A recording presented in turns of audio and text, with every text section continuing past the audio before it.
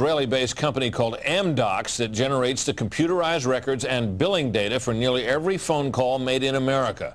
As Carl Cameron reported, U.S. investigators digging into the 9/11 terrorist attacks fear that suspects may have been tipped off to what they were doing by information leaking out of Amdocs.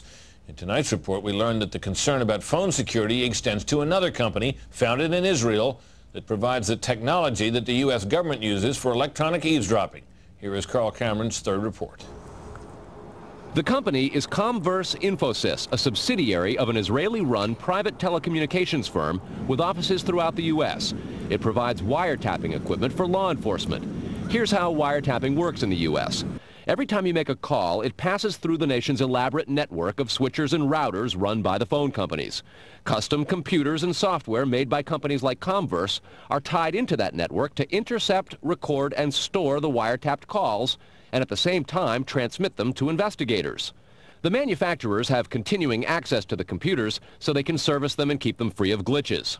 This process was authorized by the 1994 Communications Assistance for Law Enforcement Act, or CALEA. Senior government officials have now told Fox News that while CALEA made wiretapping easier, it has led to a system that is seriously vulnerable to compromise and may have undermined the whole wiretapping system.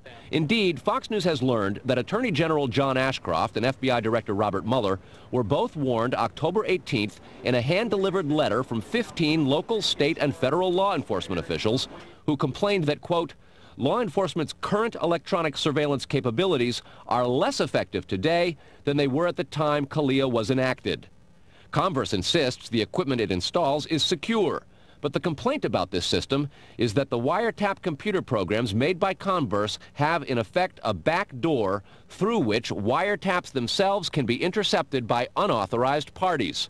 Adding to the suspicions is the fact that in Israel, Comverse works closely with the Israeli government and under special programs gets reimbursed for up to 50% of its research and development costs by the Israeli Ministry of Industry and Trade.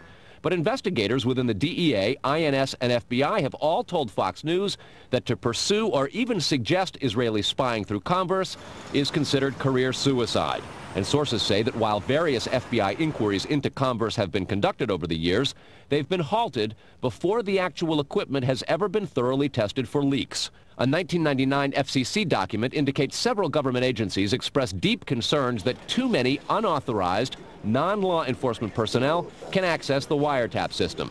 And the FBI's own nondescript office in Chantilly, Virginia, that actually oversees the CALEA wiretapping program, is among the most agitated about the threat.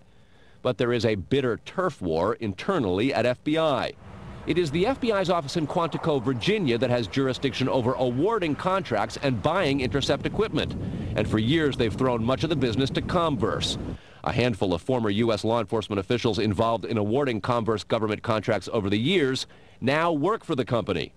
Numerous sources say some of those individuals were asked to leave government service under what knowledgeable sources call troublesome circumstances that remain under administrative review within the Justice Department. And what troubles investigators most, particularly in New York in the counterterrorism investigation of the World Trade Center attack, is that on a number of cases, suspects that they had sought to wiretap and surveil immediately changed their telecommunications processes. They started acting much differently as soon as those supposedly secret wiretaps went into place. Brett? Carl, is there any reason to suspect in this instance that the Israeli government is involved?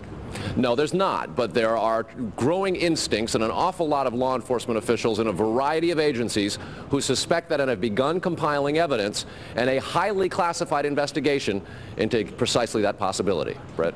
All right, Carl, thanks very much.